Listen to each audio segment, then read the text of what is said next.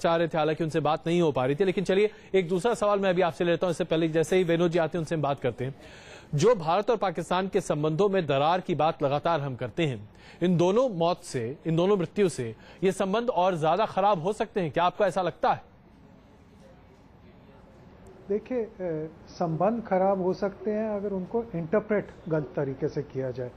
मैं सबसे पहले तो ये बताना चाहता हूँ कि दोनों केसेस में कुछ सिमिलैरिटीज हैं और दोनों केसेस में बहुत डिससिमिलैरिटीज हैं। तो ये हमारा रिस्पॉन्सिबिलिटी बनती है कि बताना कि क्या दोनों केसों में डिससिमिलैरिटीज क्या हैं, ताकि और कोई ऐसी चीज भड़के नहीं। पहले तो सरबजीत के केस में डाउट है कि उसने क्या किया, कुछ किया या नहीं किया। एक तो 1990 में जैसे ही वो अरेस्ट हुआ 6 महीने के अंदर उसका ट्रायल हुआ और उसको डेथ सेंटेंस करार दे दिया गया। जबकि सनाउल्लाह 94 में 7 बॉम्ब केसेस में वो पकड़े गए थे, जिसमें 17 कम से कम 17 मरे, उससे भी ज्यादा के मरने की आशंका थी और घायल कोई 100 के करीब हुए। उनका जो केस है डिफरेंट कोर्ट्स में चलता रहा और 8-9 साल के बाद 2 केसेस जो बता रहे थे अभी विनोद जी, उनमें सजा हुई तो लाइफ इम्प्रिजनमेंट हुई, उनको डेथ सेंटेंस नहीं दिया गया। सरबजीत को 6 महीने के अंदर केस खत्म करके उनको डेथ सेंटेंस दे दिया गया, जबकि इनको सनाउल्लाह को, जिनके हाथों से वाकई मरे थे दर्जनों के हिसाब से लोग, उनको भारतीय कोर्ट्स ने पूरा कानून के हिसाब से करके फिर भी सिर्फ लाइफ सेंटेंस दिया। दूसरी चीज एक और मैं आपको बताना चाहता हूँ, कोट लखपत जहाँ पे सरबजीत थे वहां पे कैदियों की हालत बहुत बुरी है, बहुत दर्दनाक है। और यहाँ पे जम्मू में अगर आप अपने वीडियो जो आप चला रहे थे उसमें देखें तो कभी कैदी पतंग उड़ा रहे हैं, कभी कैदी बैंड बजा रहे हैं, मतलब गाने बजा रहे हैं। तो यहाँ पे एटमॉस्फेयर जो था ये बहुत लिबरल था और सनाउल्लाह उसमें पार्टिसिपेट करते रहे। गार्डनिंग में भी इसी तरह पार्टिसिपेट करते रहे, जहाँ के इम्प्लीमेंट्स को तो यानी कि आप ये कह रहे हैं कि दोनों के जो समानताएं हैं वो बहुत कम हैं, लेकिन जो भिन्नताएं हैं वो कहीं ज्यादा हैं। विनोद जी इस वक्त हमारे साथ आ गए हैं, तो शायद ये हमको समझ लेना चाहिए ताकि इसमें हम अपने आप को दोषी बिना वजह, मैं जरूर कहता हूं कि कोई भी मौत जो है वो निंदनीय है, पर बिना वजह के हम अपने आप को दोषी बना रहे हैं वो ठीक नहीं है। बिल्कुल। इससे पहले कि इस चर्चा को हम और आगे बढ़ाएं, हम एक छोटी सी रिपोर्ट और दिखाना चाहते हैं कि आखिरकार इस पूरे मामले को लेकर, खास करके जिस तरीके से सनाउल्लाह की मृत्यु और हुई है उसके बाद जो अब माहौल पाकिस्तान में बन रहा है, उसमें अब भारत के लिए क्या क्या शब्दों का इस्तेमाल किया जा रहा है, भारतीय राजनेताओं के लिए किन किन शब्दों का इस्तेमाल किया जा रहा है जो कितना आपत्तिजनक है। आइए सबसे पहले उसको देखते हैं। सनाउल्लाह की मौत के साथ ही पाकिस्तान में सियासी पारा गर्म होने लगा है। 11 मई को पाकिस्तान में आम चुनाव है और तमाम सियासी पार्टियां इस मसले को वोट में कैश कराने में लगी हैं। माना जा रहा है कि सरबजीत की मौत के बाद पाकिस्तान के सियासी दलों ने वहां उनकी मौत पर वोटरों को लुभाने की कोशिश की, लेकिन सनाउल्लाह की मौत को अब साजिशन मौत कहकर वहां की जनता को इमोशनल ब्लैकमेल करने की भी कोशिश की जा रही है। अब पाकिस्तान कह रहा है कि सना की मौत की अंतर्राष्ट्रीय जांच कराई जाए। हमने जो है वो गवर्नमेंट ऑफ इंडिया से ये मुतालबा किया है कि इसकी इंटरनेशनल लेवल की, बैनुल अक़वामी तौर पे इसकी इन्वेस्टिगेशन की जाए, इम्पार्शियल इंक्वायरी की जाए।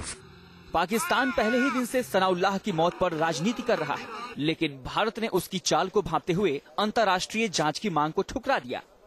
India and Pakistan should sit together and को साथ में बैठकर बात करनी चाहिए। संयुक्त न्यायिक समिति ने जो सिफारिश दी है उनको मानना चाहिए। इस बारे में हम पाकिस्तान से बात करेंगे। Pakistan on that and we intend to take that further.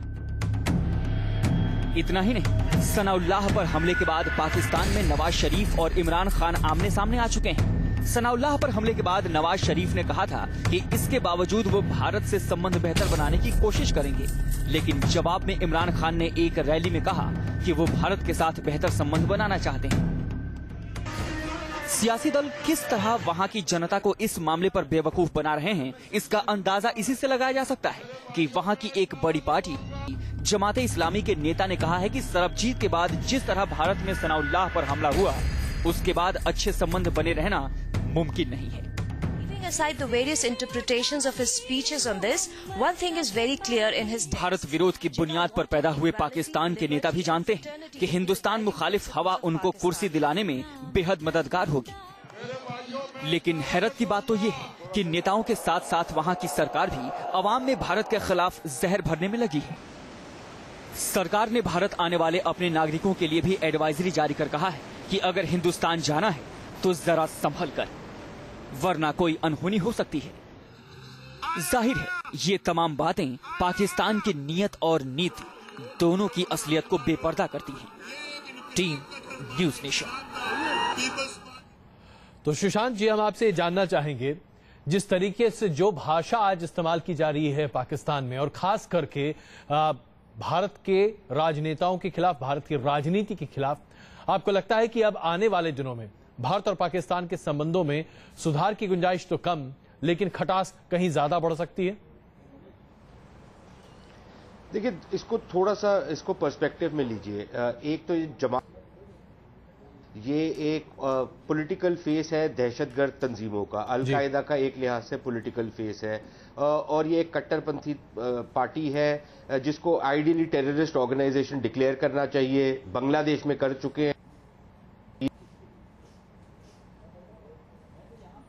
ये क्या बोलते हैं इसको तो एक दूसरे पहराए में लीजिए, लेकिन जो मेन स्ट्रीम पार्टीज हैं और जो रिस्पॉन्सिबल लीडर्स हैं उन्होंने शायद अभी तक कोई ऐसी उल्टी सीधी बात नहीं की।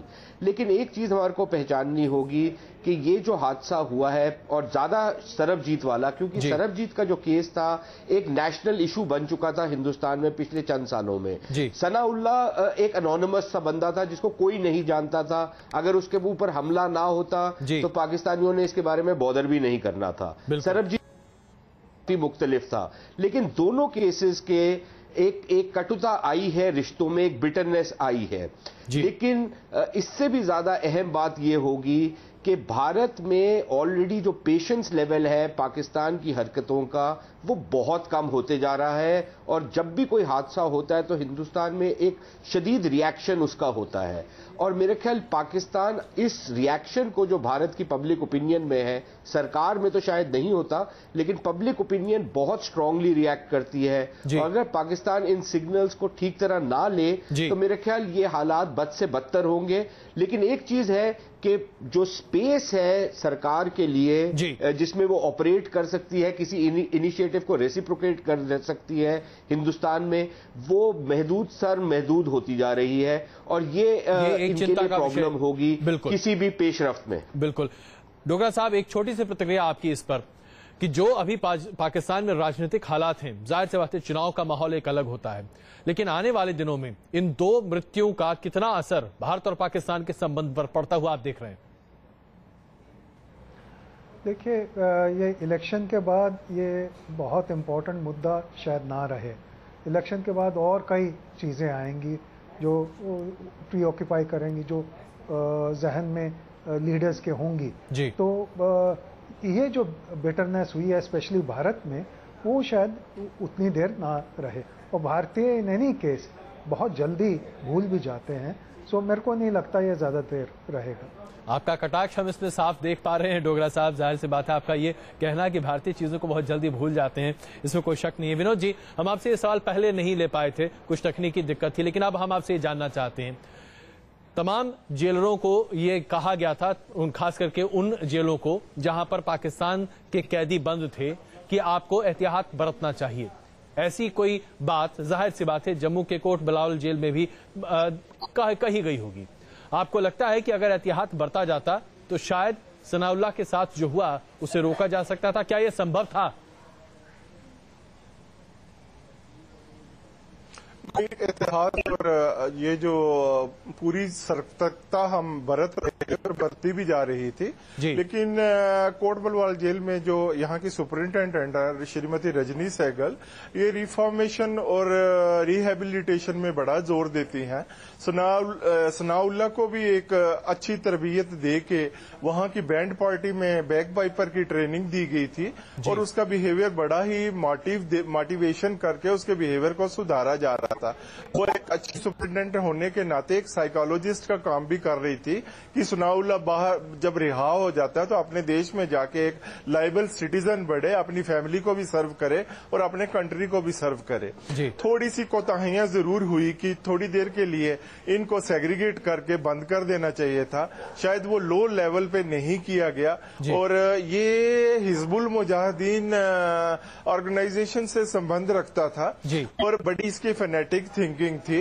हिंदुस्तानियों और हिंदुओं को ये हमेशा काफिर कह के बुलाता था और इसको हमने सूफिज्म की तरफ अगर ले जाना चाहा कि आप क्या मौलाना रूम को जानते हैं, आप क्या ये बुल्ले शाह की काफियां पढ़ते हैं दूसरी तरफ, तो ये कहता था कि ये सूफिज्म को हम काफिर कहते हैं, सूफिज्म सेंट्स को हम मानते ही नहीं है, हम अपने इस्लाम को लेके चलते हैं और इस्लाम को भी वो अच्छा ही मानता था। एक बार मैंने उसे कहा था कि क्या इस्लाम में प्रॉफिट मोहम्मद साहब ने कहीं लिखा है कि रब जो है वो सिर्फ मुसलमानों का, क्या कहीं रब्बुल मुसलमीन लिखा है? मैंने कहा कि उसमें तो जब हम इंग्लिश ट्रांसलेशन पढ़ते हैं तो उसमें तो रब्बुल आलमीन लिखा है कि सारे जगत का एक रब है। तो ये कहता था नहीं, जो अल्लाह ताला है वो सिर्फ मुसलमानों का है और इस जमीन पे सिर्फ मुसलमानों को ही जीने का हक है, बाकी किसी कौम को जीने का हक नहीं है। रजनी सहगल एक बड़ी रिफॉर्मेटिव और मोटिवेटेड सुपरिंटेंडेंट है और इसको अच्छी तरबियत देके वो एक अच्छा सिटीजन बनाना ही चाहती थी। ये एक फिट ऑफ एंगर में आके जो विनोद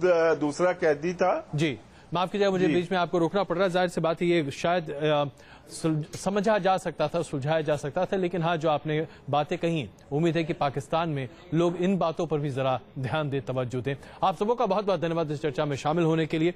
समय की कमी की वजह से इस चर्चा को हम आगे नहीं बढ़ा पाए, लेकिन हाँ अगर इन दो मौतों के बाद भी भारत और पाकिस्तान के बीच में संबंधों को सामान्य बनाने की कोशिशों में खला पड़ता है, जो कि कम से कम पाकिस्तान के चुनावी माहौल में दिख रहा है, तो बड़ा अफसोसजनक होगा। रुकते हैं कुछ देर के लिए, वापस आ रहे कुछ और खबरों के साथ।